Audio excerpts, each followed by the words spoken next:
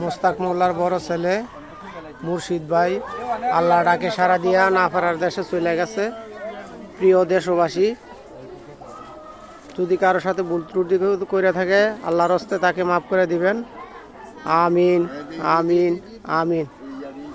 মুর্শিদেরই পালকি আইলো মোস্তাক মোল্লার বাড়িতে,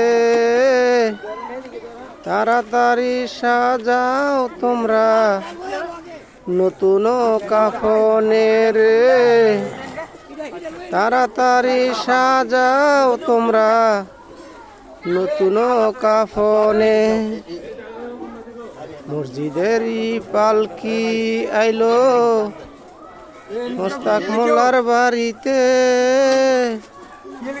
তাড়াতাড়ি সাজাও তোমরা নতুন কাফনের,